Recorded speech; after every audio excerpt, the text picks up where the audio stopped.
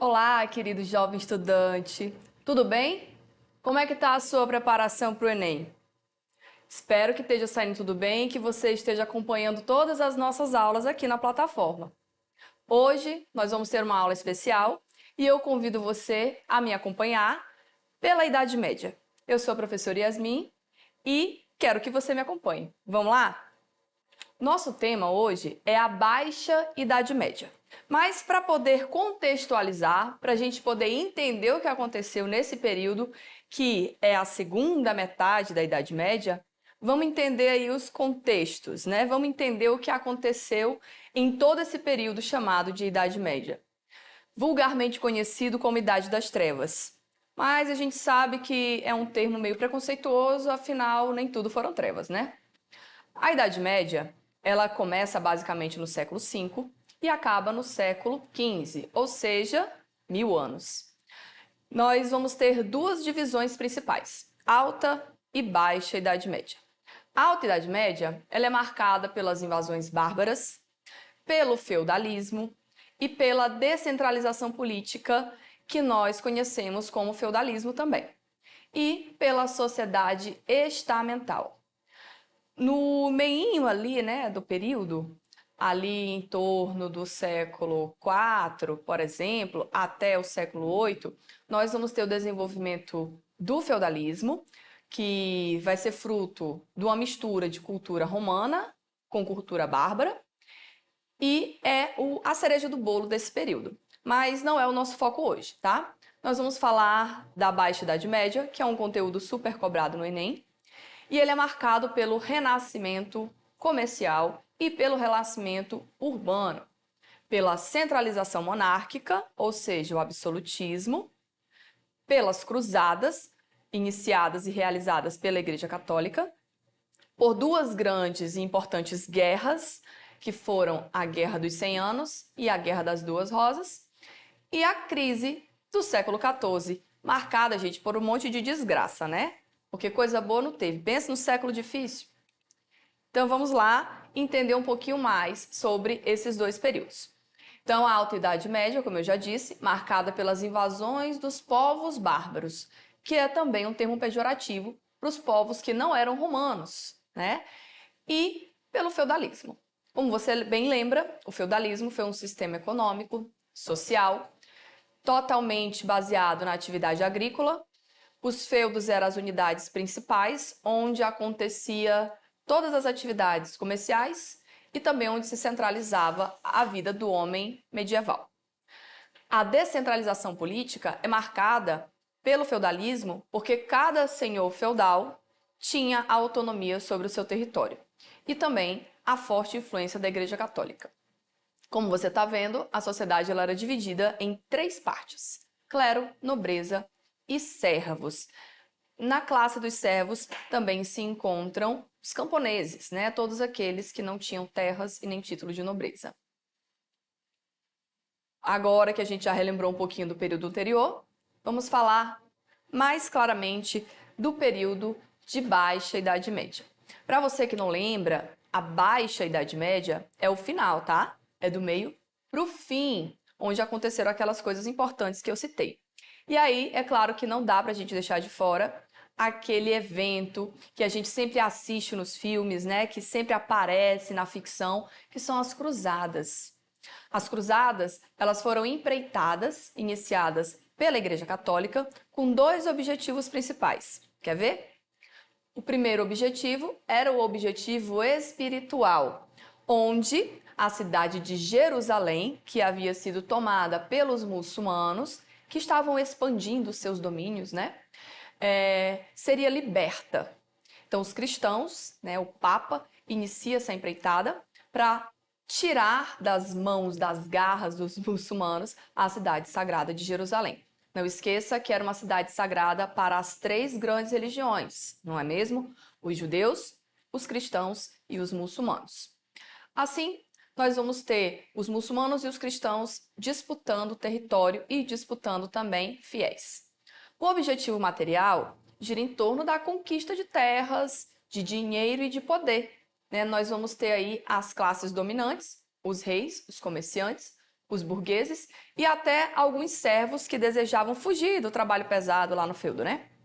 Atrás dessas empreitadas. Na verdade, gente, naquela época, o homem, né, as pessoas que se envolviam nas cruzadas, eles eram considerados pela sociedade como verdadeiros heróis. Então, quem não estava em busca de dinheiro, estava em busca de fama, de reconhecimento ou de liberdade. Então, olha só, o exército, né, dos cristãos, infelizmente ou felizmente, não se sabe, eles não conseguiram retomar a cidade de Jerusalém, mas os objetivos materiais eles passaram na frente. Vamos para o renascimento comercial. Olha o tanto de coisa que está relacionado a esse evento.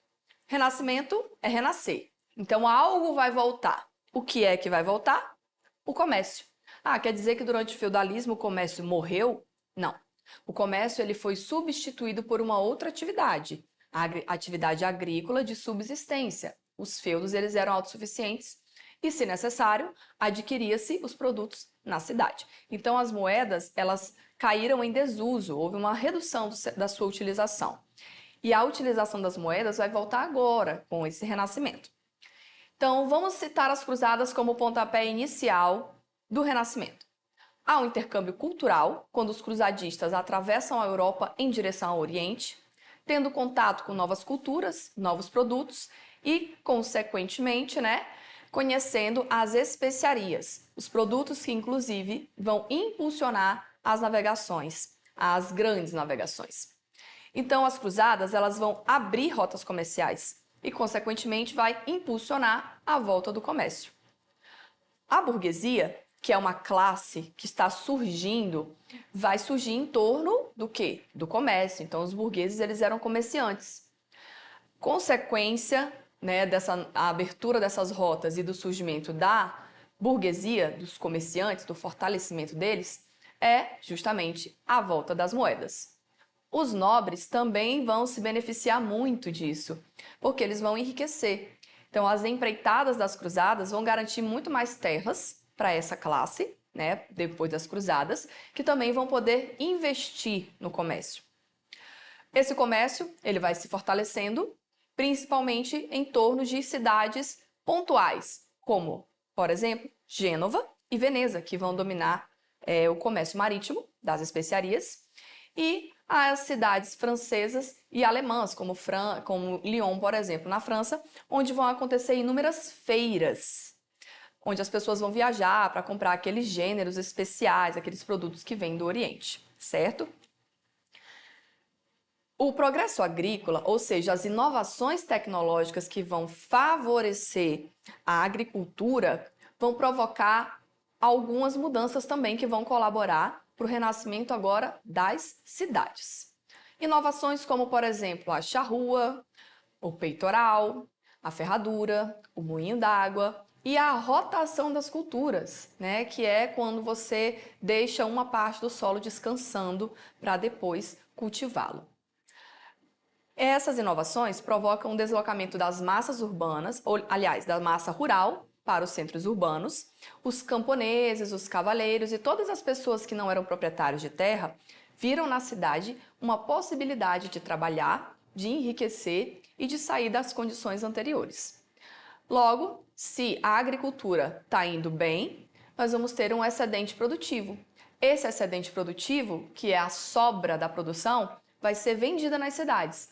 Ou seja, nós temos um ciclo aí funcionando. As inovações tecnológicas que levam ao excedente produtivo, que atraem as pessoas a viver nas cidades para comercializar e para comprar. Lembre-se que viver nas cidades antes era muito difícil, não tinha nem produto para consumir, já que a vida girava em torno do feudo.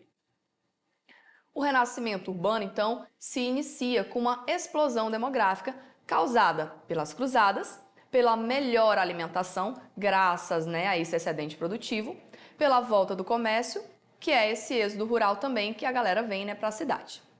Vamos ter, além do êxodo rural, que a gente já comentou, né, o surgimento de novos ofícios nas cidades. Também vai atrair as pessoas para viver na cidade ao invés do campo. Digamos que tem um servo que não aguenta mais aquela vida de servo. Ele foge do senhor feudal e vai viver na cidade. Temos um irmão mais novo que jamais vai herdar as terras do seu pai. Ele também prefere então ir para a cidade e investir no comércio. Algumas cidades vão se tornar independentes também. Quer dizer que o renascimento cultural favorece, né, essa independência, esse movimento comunal. Os burgos vão florescer, que são as pequenas cidades que surgem em torno dos grandes muros que envolvem as cidades mais centrais.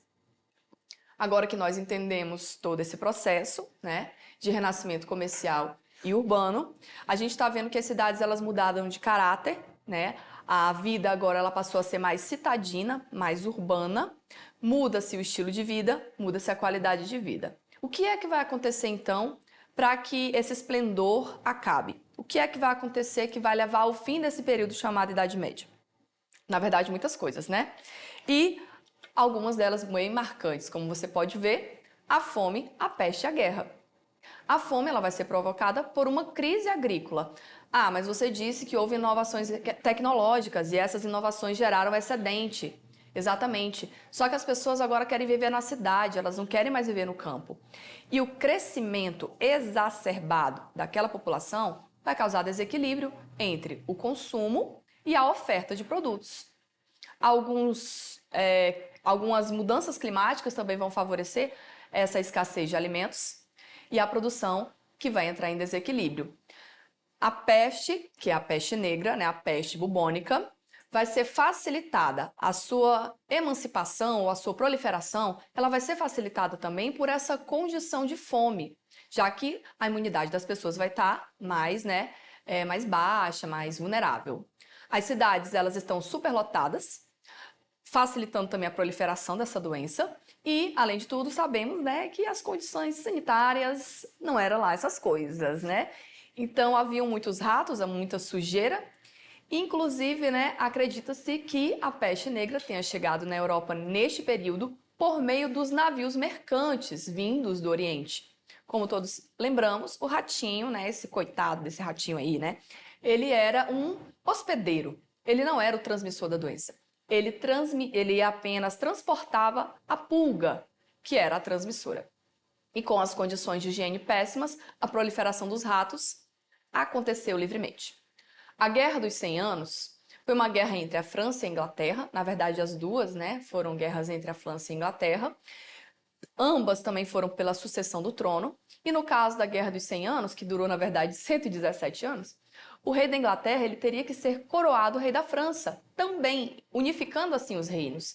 E houve, então, uma resistência muito grande dos dois lados, sobretudo, né, da Inglaterra.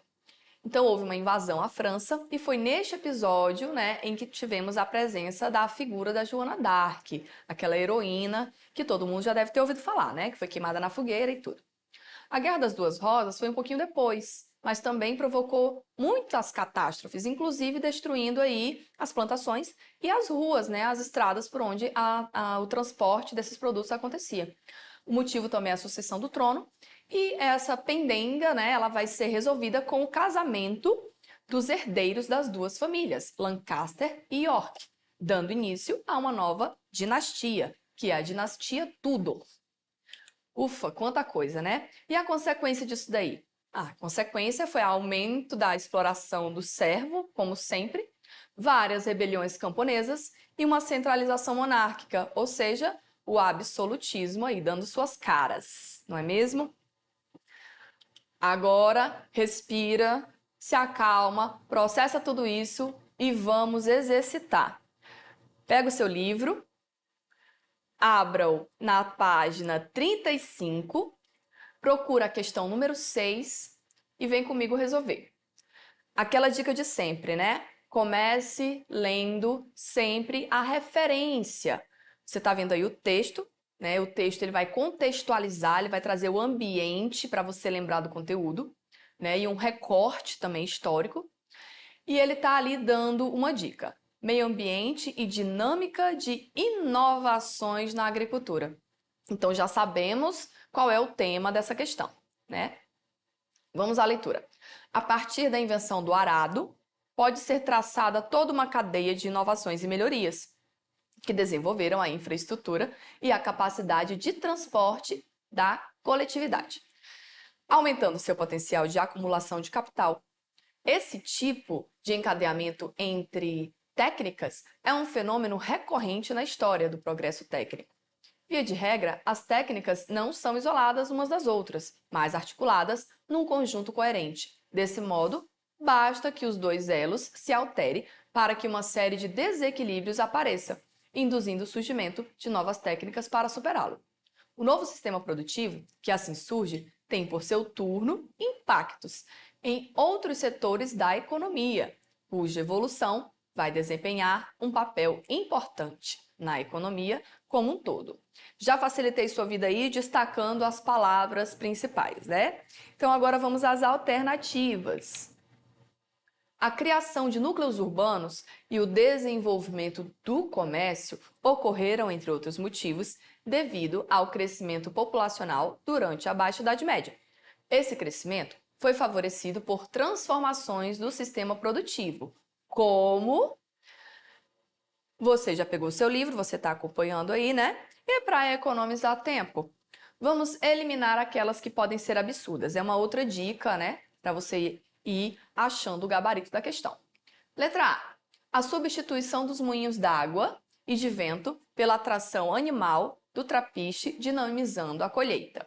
Como você viu no nosso mapa conceitual, ali no nosso mapa mental, o moinho d'água foi uma das inovações desse período. Esse moinho permitia a moenda dos grãos de uma forma mais rápida e eficiente. Então, por que o moinho d'água seria substituído por uma atividade manual realizada por animais? Se o moinho d'água, ele é mais moderno, mais tecnológico. Então, vamos eliminar. Letra B. A adoção do sistema trienal de cultivo, que, por meio da rotação de culturas, proporcionou 2 colheitas ao ano. Será que é isso o que proporciona a rotação de culturas? Vamos deixar essa daí e vamos para a próxima. A substituição de moinhos d'água e de vento pelos moinhos manuais, o que aumentou a velocidade da moagem dos grãos. Mesma coisa da letra A. Por que substituiríamos uma coisa mais moderna por uma atividade manual? Letra D. A adoção da prática da monocultura em toda a extensão do campo, o que gerou grandes colheitas em razão da especialização. Então, será que todas as fazendas agora vão produzir um gênero apenas? Porque monocultura é cultura, cultivo. Só vamos produzir um gênero? Vai todo mundo comer a mesma coisa? Letra E. Uso contínuo de animais de tração atrelados pelo pescoço, em vez de fazê-los pelo dorso, que é o peito, o que lhes permitiu puxar mais peso. Você lembra que uma das inovações tecnológicas era justamente o peitoral, que era colocado aqui no dorso do animal para que ele não sufocasse, para que ele não fosse enforcado durante o trabalho? Pois é, né, gente? Então, nós temos aí a letra B, a adoção do sistema trienal de cultivo, onde você cultiva 2 partes e deixa uma delas descansando para que os nutrientes se revigorem. A falta de técnica e de tecnologia também provoca, né, crises. Acho que dá tempo de a gente ver outra, hein? Vamos lá para uma questão de Enem 2014. Mesma dica. Vamos lá para o enunciado da questão, que diz: a expansão das atividades de troca na Baixa Idade Média, dinamizadas por centros como Veneza, reflete o A. Então, essa questão aqui, você já pode ir direto para o comando, que é onde ele está dizendo o que é para você fazer, né? Temos um texto. Nesse texto, ele vai falar sobre a cidade de Veneza, que emergiu obscuramente ao longo do início da Idade Média, das águas às quais devia sua imunidade ao ataque. Era nominalmente submetida ao Império Bizantino, mas na prática era uma cidade-estado, independente na altura do século X. Veneza era única na cristandade por ser uma comunidade comercial. Essa gente não lavra, semeia ou colhe uvas, como um suspenso observador do século XI constatou. Comerciantes venezianos puderam negociar termos favoráveis para comercializar com Constantinopla, mas também se relacionaram com mercadores do Islã. Aqui ele está falando das cidades comerciais, como Gênova e Veneza, Veneza principalmente, que era independente e comercializava com outras cidades. Para você que não lembra, o Império Bizantino era um dos principais também locais onde se comercializava naquela época. Para economizar tempo, eu vou te passar outra dica de como resolver uma questão de forma mais rápida. Você já está vendo aí qual é o gabarito, né? Então, antes de ler o texto, você foi fazer a leitura do quê? Do comando. E agora eu destaquei ali a palavra principal no texto, que já te dá a dica de qual é a resposta, que é a palavra negociar, certo? Então, nós estamos falando de comércio. A única alternativa que nós temos aí, que está falando de comércio, é a letra A importância das cidades comerciais. Nenhuma outra fala disso, não é mesmo? Então, essa foi a nossa aula de hoje, meus queridos. Espero que vocês tenham aproveitado. Continue estudando. E para você que perdeu as outras aulas, que quer se aprofundar, que quer rever as aulas, acesse a plataforma Eduque e reveja as nossas aulas. E até a próxima, né, gente? Beijão!